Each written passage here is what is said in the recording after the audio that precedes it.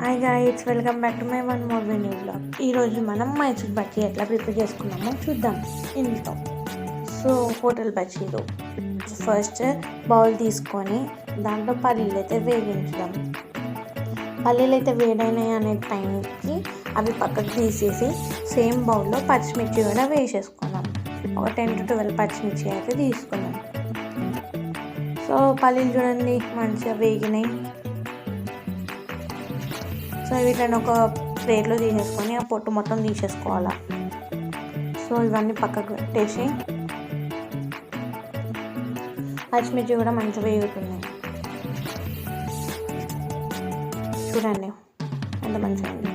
ఇప్పుడు బజ్జీ పిండి preparation. So నేనైతే మైదా తీసుకున్నాను. నా దగ్గర చేసిన పెరుగు లేదు కాబట్టి అప్పటికప్పుడు ప్యాకెట్ పెరుగు తీసుకొచ్చాను. సో ఒక గిన్నెలో పెరుగు ఇంకా వాటర్ సోడా 3 మిక్స్ చేయండి. ఆ తర్వాత మైదా వేసి మంచిగా వాటర్ పోసుకుంటా మంచిగా పిండి కలుపుడు ఎంత మంచిగా కలిపితే అంత మంచిగా వస్తాయంట బజ్జీలు. సో మంచిగా వాటర్ వేస్తుంటూ మంచిగా మనకు కంఫర్టబుల్గా ఉండేటట్టు పిండిని మంచిగా మిక్స్ చేసుకున్నాం. సో దీన్ని అయితే ఇప్పుడు ఒక ½ గంట పక్కకు పెట్టేసేయాలి.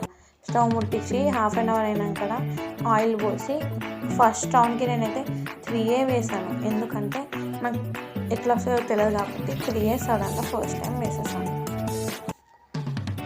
సో ఇట్లా పక్కకు పెట్టేసుకున్న తర్వాత గ్రైండర్ గిన్నెలో పల్లీలు పొట్టు తీసేసుకున్నాం కదా, అవి గ్రైండర్ గిన్నెలో గ్రైండ్ చేసిన తర్వాత అది పౌడర్ అయిందనే టైంకి ఈ పచ్చిమిర్చి కూడా వేసేసుకున్న తర్వాత ఇవి తాలింపు పెట్టేసుకొని చట్నీ తీసేసుకోవడం. సో బజ్జీలు మాత్రం ఫైనల్గా మస్తు వచ్చినాయి. ఫస్ట్ టైమే కానీ మంచి వచ్చినాయి. టేస్ట్ మాత్రం అదిరిపోయింది. చూడండి